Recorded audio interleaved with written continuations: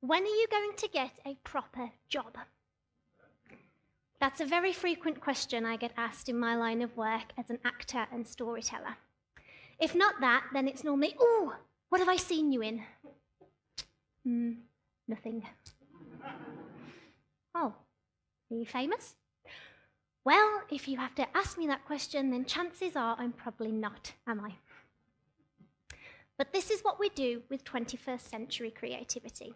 We associate it with fame, celebrity, and followers. And if it's none of those things, then we associate it with failure. It is instantly devalued. All acting really is at its core is communication and figuring out how best to communicate something. And it is one of the most important skills in life. Because if you get communication wrong, if you don't know how to use it correctly, or you abuse how communication works, then we end up with things like Trump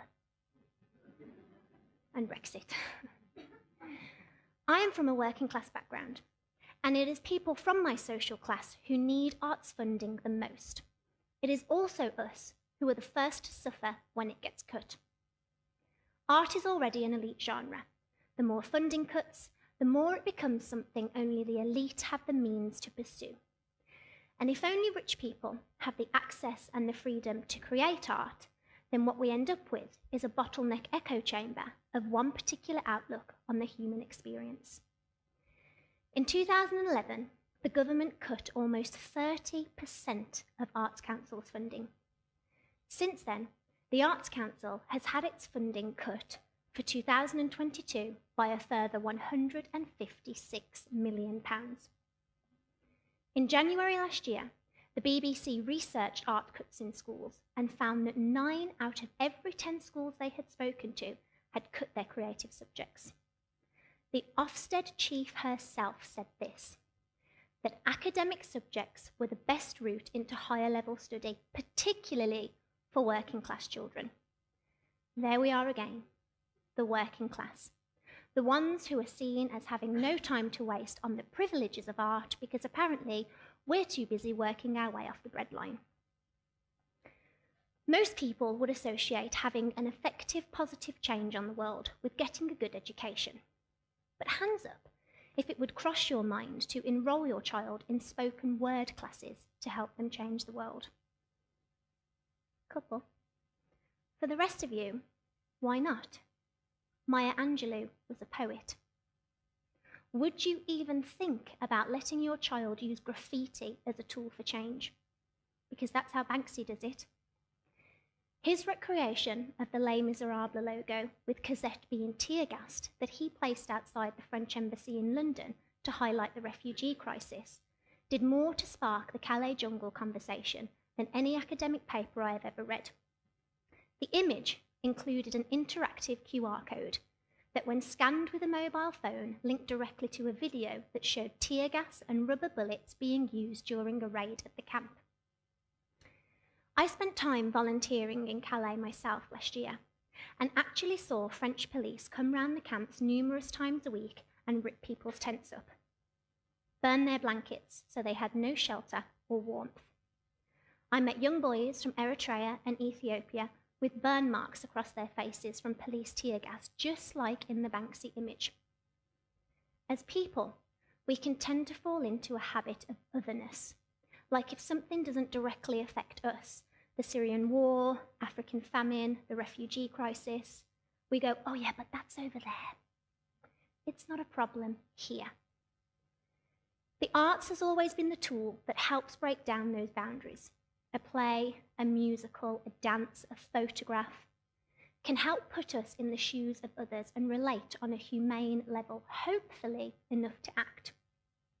And what's happening in Calais is our business, because the British government uses our taxpayers' money to contribute to 40% of what it costs the French to keep the abuse going.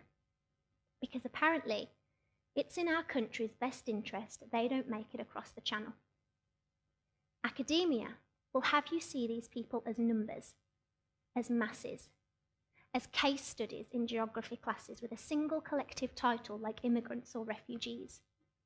Creativity or force you to see them as we all are, human, connected. It could be your family climbing into a dinghy because the water is safer than the land. It could be your child, photographed washed up drowned on the beach.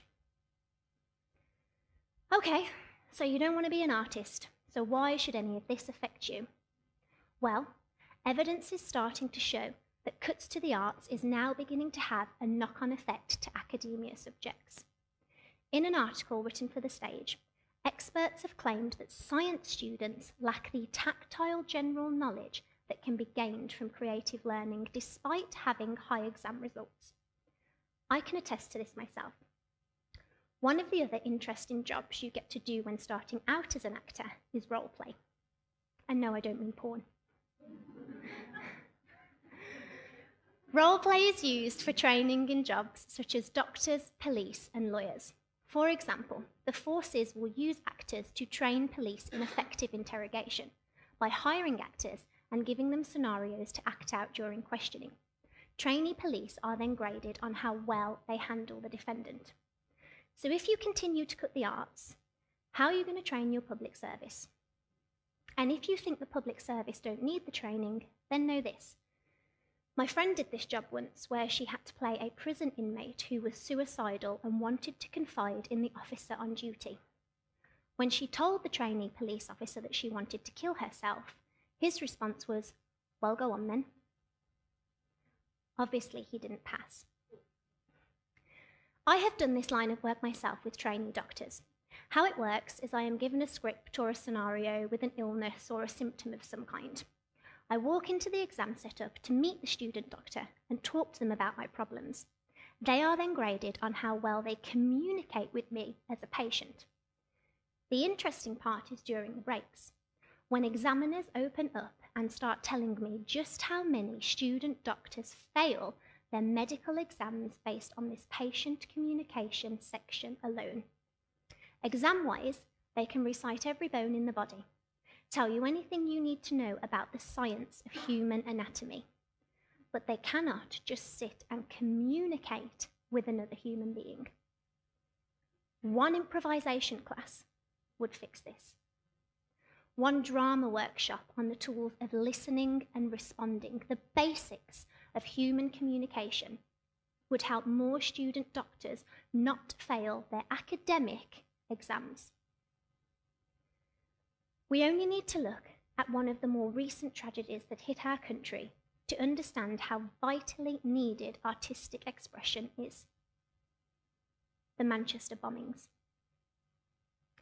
As divisive and barbaric as this terror attack was supposed to be, the wake of it brought a whole different reaction from the general public. When hundreds of people gathered in St Anne's Square, Manchester, to pay their respects with a nationwide minute silence, what happened in the end? They didn't break out into Pythagoras' theorem or start reciting the scientific periodic table of elements. They broke out into song. They spontaneously and collectively started singing Don't Look Back in anger. Ariana Grande, an artist, pulled together other artists from all over the world for the One Love concert and raised 18 million for the families of the attack. It was music that rebuilt Manchester. And this is why art is so vital to our makeup as human beings.